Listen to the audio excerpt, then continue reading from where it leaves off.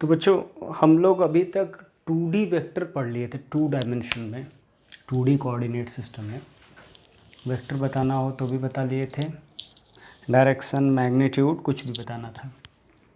अब 3D coordinate system की बात करते हैं। 3D कोऑर्डिनेट सिस्टम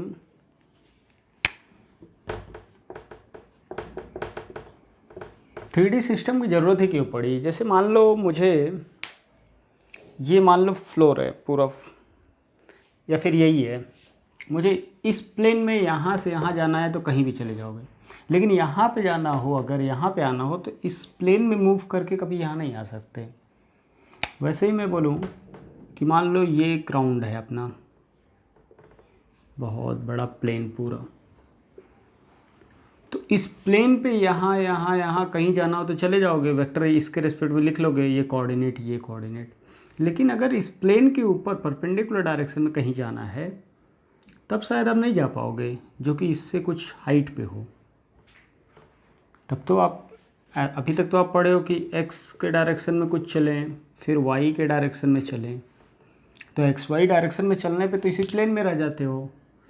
तो जेड एक नया कोऑर्डिनेट सिस्टम, मतलब उसी में एक कोऑर्डिनेट सिस्टम और ऐड किया गया जिसका नाम है जेड एक्सिस। ज़रूरत क्यों पड़ी ये बात आपको समझ में आ रहा होगा।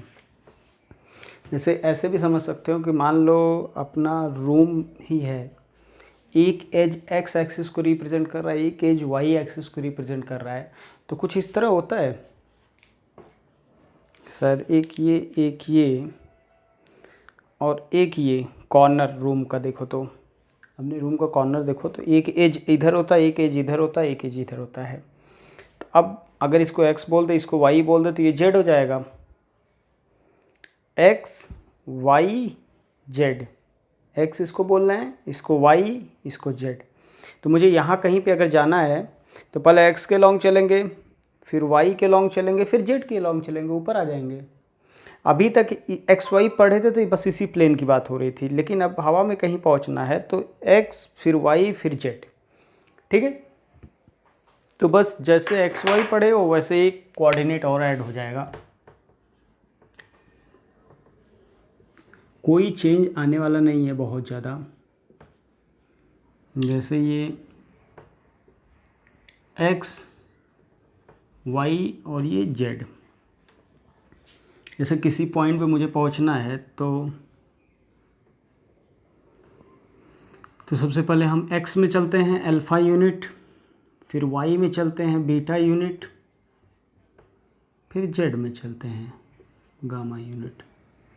तो उस पॉइंट A पे पहुंच जाते हैं, या फिर अल्फ़ा क्या x बोल दो, इधर y बोल दो, इधर z बोल दो, तो उस कोऑर्डिनेट क्या बनेगा, x, y, z। ठीक है, 2D में जैसे हम लोग करते थे कि किसी पॉइंट का कोऑर्डिनेट x, y होता था तो x में चलते थे, y में चलते थे। ठीक है, अब यहाँ पे एक एक्स्ट्रा कोऑर्डिनेट आ गया है जो z होगा, तो बस अंतर समझो, ये एक कोऑर्डिनेट एक्स्ट्रा आ गया, जैसे भी लिखते थे वहाँ एक और कॉमा करके z लिख दोगे। पोजीशन वेक्टर यहाँ पे कैसे लिखते थे आप लोग? पोजीशन वेक्टर लिखने के लिए हम लोग, याद है कि हमें इसको I से रिप्रेजेंट करते थे, इसको J से रिप्रेजेंट करते थे। यहाँ पे भी इसको I से रिप्रेजेंट करोगे, इसको J से, एक एक्स्ट्रा जो बना है उसको K से रिप्रेजेंट करते हैं, याद रखिएगा। जैसे ये I क्या है, unit vector along X axis, J क्या है, I क्या है, unit vector along X axis, J क्या है, unit vector along Y axis, Z क्या है, unit vector along Z axis. ठीक है, तो वैसे ही हम लोग x, y और z, जैसे यहाँ पे लिखना हो तो सीधा कोऑर्डिनेट पता है तो I और J लगा देते हैं। वैसे यहाँ पे अगर पोजीशन वेक्टर लिखना है तो इसमें भी कुछ करेंगे नहीं, एक एक्स्ट्रा जो है उसको ऐड कर देंगे। क्या लिख देंगे, एक्स आई प्लस वो उतना तो लिखते ही थे, एक एक्स्ट्रा आ जाएगा, ठीक है, के। और ये पार्ट आप नोट किए हो तो जैसे मैग्नीट्यूड लिखने का तरीका क्या था, मैग्नीट्यूड में under root X square plus Y square, यहाँ पे मैग्नीट्यूड में क्या आ जाएगा, मॉड ओ ए। तो मॉड ओ ए लिखने का भी तरीका वही है, under root X square plus Y square plus Z square, एक एक्स्ट्रा ऐड हो जाएगा, ठीक है। जैसे दो पार्ट था वैसे एक पार्ट और बढ़ जाएगा, इसमें किसी को कोई कष्ट नहीं होगा। यहाँ तक बातें क्लियर हैं। अब आपको मैं एक आध प्रॉब्लम करके दिखाता हूँ। उसके बाद हम लोगों ने पढ़ा था किसी का भी पोजीशन वेक्टर लिखना, 3D में हो गया। उसके बाद रिलेटिव पोजीशन की बात किया था। तो रिलेटिव पोजीशन जैसे वहाँ पे था वैसे यहाँ पे भी अभी भी, कि रिलेटिव पोजीशन क्या करना है, मान लो एक पॉइंट ए है, एक पॉइंट बी है, इसका कोऑर्डिनेट x1, y1 और z1, समझ में आया ना, 3 रहेगा। अब इसका कोऑर्डिनेट x2, y2, z2, तो इसका पोजीशन वेक्टर RA, इसका पोजीशन वेक्टर RB। तो ये वेक्टर अगर मुझे लिखना हो, ये कौन सा वेक्टर है, A से B तक, AB वेक्टर जो होगा वो RB माइनस RA, ये पहले से पढ़ा हुआ है, यही तो रिलेटिव पोजीशन है। ये क्या बोलते हैं, क्या बोलो, पढ़े हो आप लोग, position of B with respect to A, ठीक है। तो RB माइनस RA क्या हो जाएगा, देखो दिस माइनस दिस, पहले तो RB RA लिख लो। RA क्या है, पोजीशन वेक्टर ऑफ A है, जो कि क्या बनेगा, x1i, y1j, z1k। RB क्या होगा, x2i, y2j, z2k, ठीक है। अब डिफरेंस चाहिए।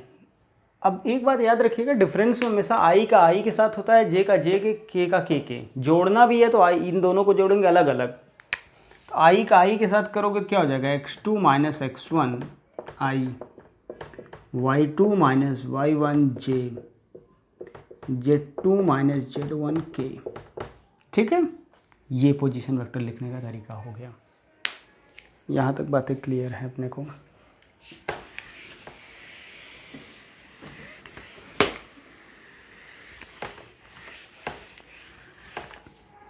तो मैं आपको एक क्वेश्चन जैसे बोलूँ,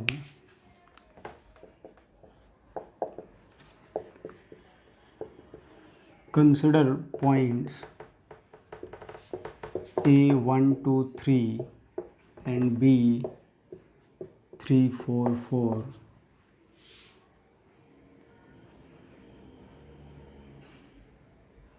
B, फाइंड वेक्टर AB। तो ये मुझे बताना है, चलो ठीक है। तो ये बताना, सॉल्यूशन देखो बहुत आसानी से करेंगे। वैसे ही A पॉइंट क्या दिया है, 1 2 3, B पॉइंट क्या दिया है, 3 4 4। तो AB मतलब यही वेक्टर तो चाहिए। ये वेक्टर कैसे लिखते हो, दिस माइनस दिस, इसका पोजीशन वेक्टर माइनस इसका पोजीशन वेक्टर, ये दिया है तो मतलब इसका पोजीशन वेक्टर भी पता है, आई जे के लगा देंगे इसमें भी। तो अब बताओ RAB वेक्टर जो होगा वो RB माइनस RA हो जाएगा, और RB माइनस एक्स का देखो difference, 3 minus 1 2i, 4 minus 2 2j k, 4 minus 3। अब AB का मैग्नीट्यूड में पूछूँ तो कितना होगा, ये डिस्टेंस AB, तो डिस्टेंस AB अंडर रूट 2 का स्क्वायर प्लस 2 का स्क्वायर है, कि इसको भी कर लेंगे, 3 आ गया। बोलो, ऐसे हम लोग कर लेंगे, ठीक है। यही रहा। अब इस पे बेस्ड कुछ क्वेश्चन होंगे जो आप लोग करिएगा।